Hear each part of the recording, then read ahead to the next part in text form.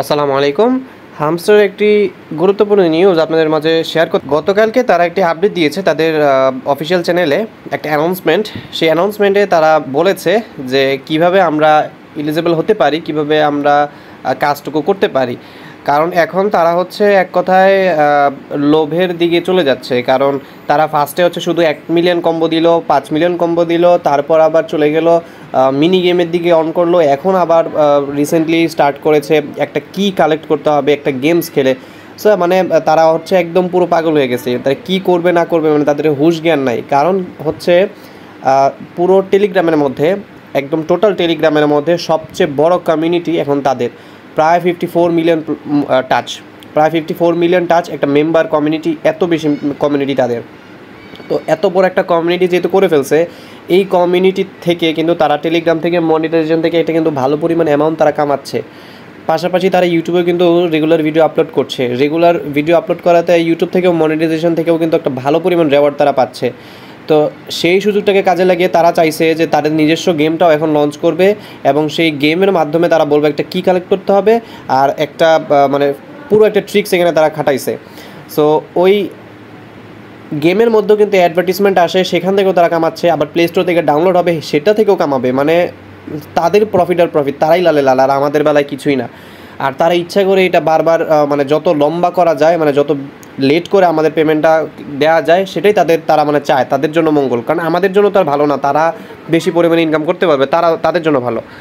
তো যাই হোক, যখন এই গেমসটার কথা আসে এবং ছড়িয়ে যায় যে এই গেমসটার খেলে কী কালেক্ট করতে হবে, সো ওয়ার্ল্ডের যারা বড় বড় ইউটিউবাররা আছে তারা কিন্তু এটা নিয়ে সমালোচনা করেছে।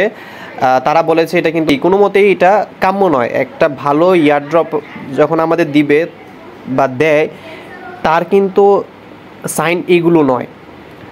সো অবশ্যই তার খারাপ নজর বা খারাপ একটা চিন্তাধারা তার মধ্যে আছে যে আমাদেরকে হয়তো তারা প্রফিট দিবে না, এরকম কিছু একটা। সো এই ধরনের ভিডিওগুলো যখন আস্তে আস্তে আপলোড হওয়া শুরু করে, তখন কিন্তু তারা এখন আবার পোল্টি মেরে তারা কিন্তু এই অ্যানাউন্সমেন্টটা দিয়েছে। এই অ্যানাউন্সমেন্টে তারা এখানে বলেছে, ওটার ইংলিশ পড়লাম না, আমি আপনাকে অ্যাভারেজ বলে দেই। ফার্স্ট হচ্ছে যে আপনি যেটা কাজ করছেন, এখানে যে রেগুলার অ্যাক্টিভিটিগুলো আছে, ডেইলি ক্লেম রেওয়ার্ড প্লাস কম্বোগুলো, মিনি গেম, কি কালেক্ট, ইটিসি।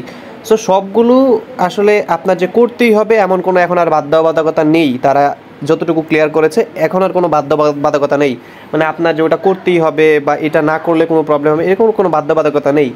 তারপর আরেকটা তারা জিনিস বলেছিল পার আওয়ার প্রফিট, সেটা হয়তো পার আওয়ার প্রফিট, তারপর আপনার ব্যালেন্স যতটুকু আছে এবং ডেইলি অ্যাক্টিভিটি যতটুকু, এটার মাধ্যমে হয়তো আপনি কিছু পরিমাণ বেশি রেওয়ার্ড পাবেন। লাইক একটা উদাহরণ দেই, একজন ব্যক্তি সে খুব অ্যাক্টিভ, সে হচ্ছে রেগুলার এই গেমস খেলে কি কালেক্ট করেছে, 1 মিলিয়ন কম্বো, 5 মিলিয়ন কম্বো এবং মিনি গেমস এবং ডেইলি রেওয়ার্ড, পার আওয়ার প্রফিটও খুব বেশি, মেইন ব্যালেন্সও খুব বেশি, মানে একদম টোটালি পারফেক্টলি অ্যাক্টিভ, সে হয়তো বেশি পরিমাণে রেওয়ার্ড পাবে। দেন আরেকজন ব্যক্তি হয়তো পার আওয়ার প্রফিট 1 মিলিয়নের মতন আছে, ব্যালেন্স মোটামুটি আছে, দেন এই কম্বোগুলো শুধু নিচ্ছে কিন্তু মিনি গেম বা কী কালেক্ট করছে না, সে একটা রেওয়ার্ড পাবে, মানে তার থেকে একটু কম পাবে। আবার আরেকজন ব্যক্তি হয়তো এর কিছুই করছে না, সে হয়তো আরেকটু রেওয়ার্ড কম পাবে। এরকম হবে আর কি।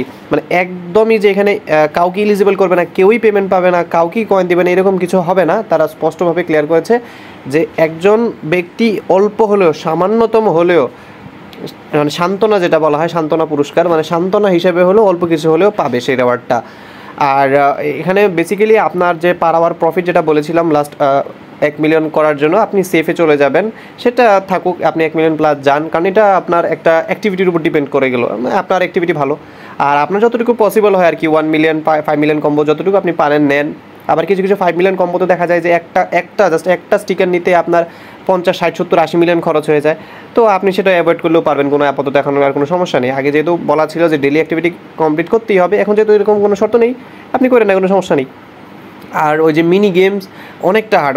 আমি এখন পর্যন্ত একবারও করতে পারি নাই, আর করার ইচ্ছাও আর নেই, সেজন্য আমি অত গুরুত্বও দিই নেই। আপনারা হয়তো অনেকেই করেছেন। আর পাশাপাশি ওখানে যে গেমসের যে বিষয়টা, ওটা আপনি যদি নাও করেন কোনো প্রবলেম নেই, ওটার উপর কোনো জোর জবরদস্তি নেই, ওটা না করলেও হবে, কোনো প্রবলেম নেই। বুঝতে পেরেছেন? আর তেমন কিছু বলার নেই, জাস্ট এইটুকুই আপনি সামারাইজ করতে পারেন যে ওভারঅল কোনো কম্বো যদি কেউ বাদ দেয় কোনো সমস্যা হবে না, জাস্ট রেওয়ার্ড কম বেশি হবে। যে ব্যক্তি বেশি অ্যাক্টিভ ছিল সে একটু বেশি রেওয়ার্ড পাবে, যে কম সে একটু কম পাবে, ব্যাস এইটুকুই। আশা করি ক্লিয়ার।